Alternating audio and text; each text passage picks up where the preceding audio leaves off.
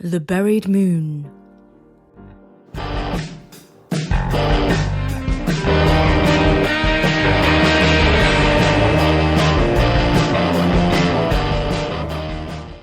I'm here with a creepy ancient story from a part of England called East Anglia.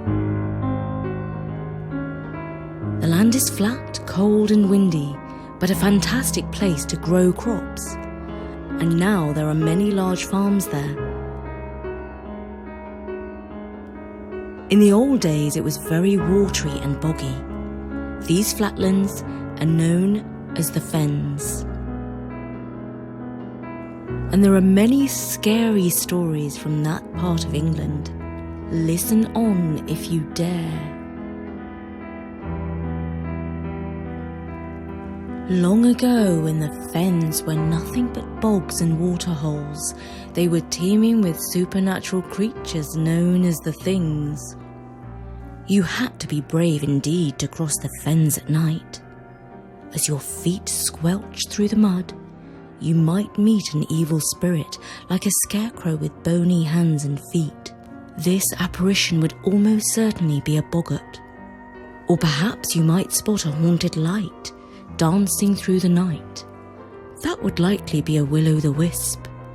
Suppose neither the boggart nor the will-o'-the-wisp was scary enough for you.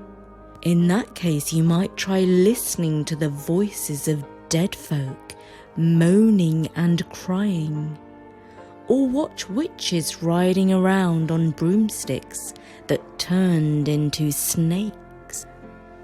The local folk were frightened of the Things. In fact, everyone went about with a charm to keep them safe. A shiny mirror to reflect away evil spirits, a block of wood with Bible verses carved into it, or a smooth stone with a hole in its centre. And they all shook with fright when they told a tale of how they met with one of the Things. If anyone absolutely had to travel about at night, they took great comfort from the moon.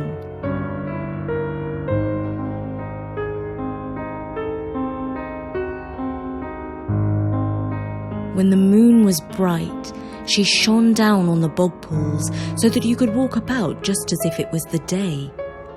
But when she didn't shine, out came the Things that dwelt in the darkness. Boggles and crawling horrors all came out when the moon didn't shine. When the moon heard of this, being kind and good, she was troubled. "I'll see for myself, I will," said she. "Maybe it's not so bad as folks make out." At the month's end, down she stepped, wearing a black cloak with a hood over her shining yellow hair. She went straight to the bog edge and looked about her. All was dark but for the glimmer of the stars in the pools and the light from her own white feet. The moon drew her cloak tighter and trembled. On she went, stepping as light as the wind in summer, from tuft to tuft between the greedy, gurgling waterholes. On the edge of a big black pool, her foot slipped and she almost tumbled in. She grabbed hold of a creeping plant like a vine to steady herself with, but it wound itself round her wrists like a pair of handcuffs and gripped her so hard that she couldn't move. She pulled and twisted and fought, but it was no good. She was a prisoner of the creeper. As she stood trembling in the dark, she heard something calling in the distance, calling, and then dying away with a sob, until the marshes were full of this pitiful crying sound. Then she heard steps squishing in the mud and slipping on the tufts, and through the darkness, she saw a white face with eyes full of fear. It was a man who had become lost while crossing the bogs, Amazed with fear, he struggled on toward the flickering light that looked like help and safety. And when the poor moon saw that he was coming closer and closer to the deep hole, further and further from the path, she was so mad and so sorry that she struggled and fought and pulled harder than ever to get free. She twisted and turned till her black hood fell back off her shining yellow hair, and its beautiful light drove away the darkness. Oh, but the man cried with joy to see the light again.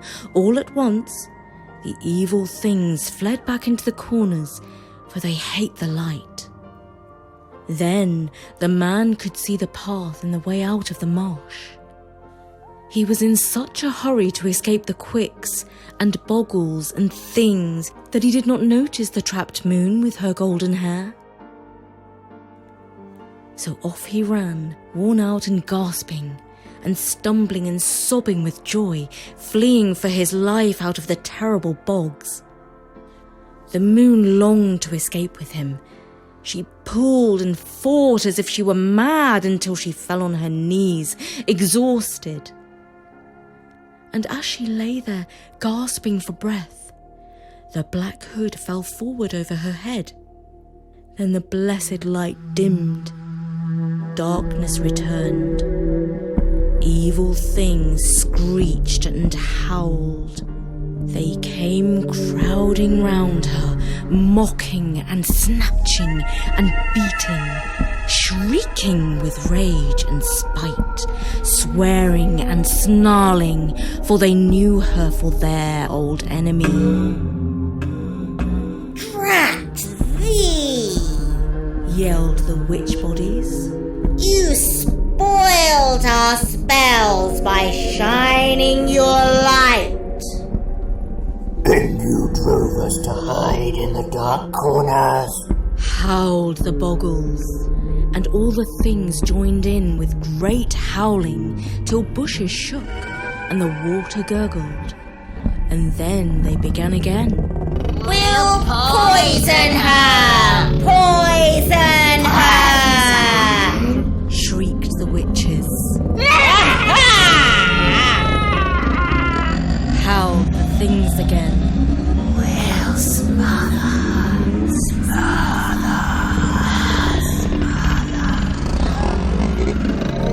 Whispered the crawling horror as they wrapped themselves around her knees. Mocked the rest of them. Again, they shouted with spite and ill will. And the poor moon crouched down and wished that she was dead and done. They fought and squabbled over what they should do with her until the first pale grey light of dawn appeared in the sky. And then horrid bony fingers caught hold of her and laid her deep in the water at the foot of the creeper. The boggles rolled a big stone on top of her, and they told two of the will-o'-the-wisps to take turns to watch that she couldn't escape and spoil their fun. And there lay the poor moon, buried in the bog under a huge stone. She was lost.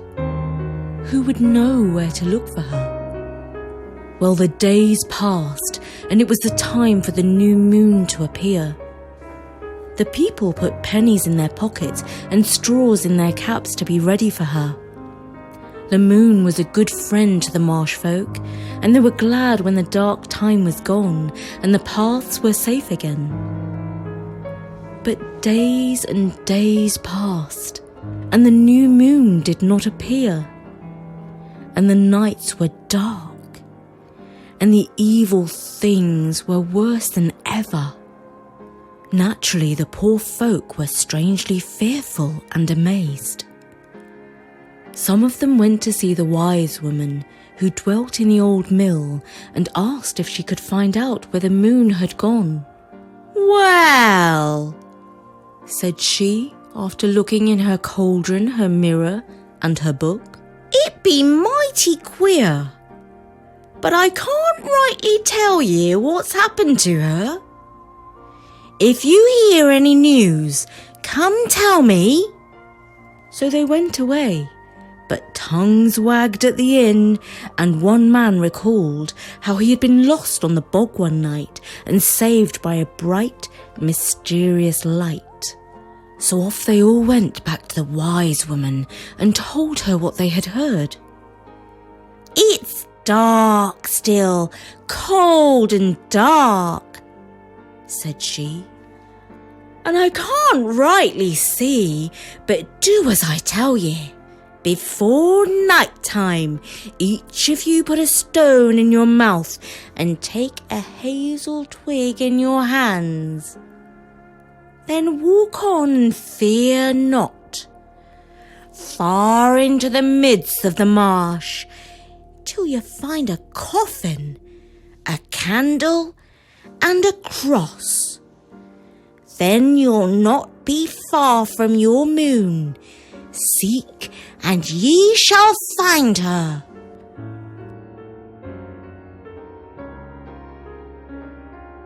The next night, each of them placed a stone in their mouth and took a hazel twig in their hand and went out, feeling fearful and creepy. They stumbled and staggered along the paths into the midst of the bogs, seeing nothing, though they heard sighs and flutterings in their ears. Every now and then, cold, wet fingers touched them. All at once, they stopped in their tracks, quaking, amazed and scared.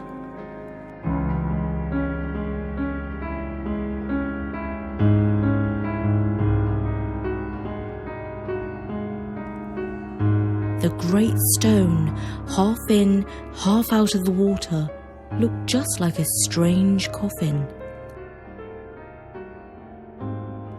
At the head was a black creeper stretching out its two arms in the dark like a gruesome cross.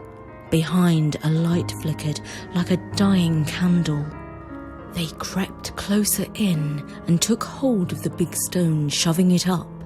And afterwards, they said that for one tiny moment they saw a strange and beautiful face looking up at them, glad, out of the black water.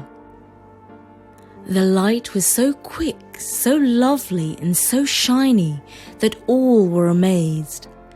And the very next moment, the moon was back in the sky, bright and beautiful and kind as ever.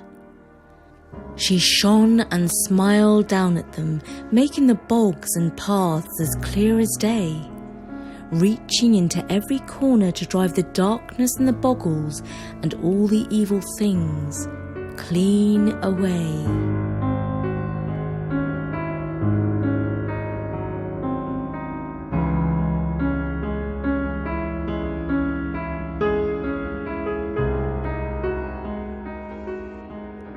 And that was the story of the buried moon from the Fens of East Anglia in England.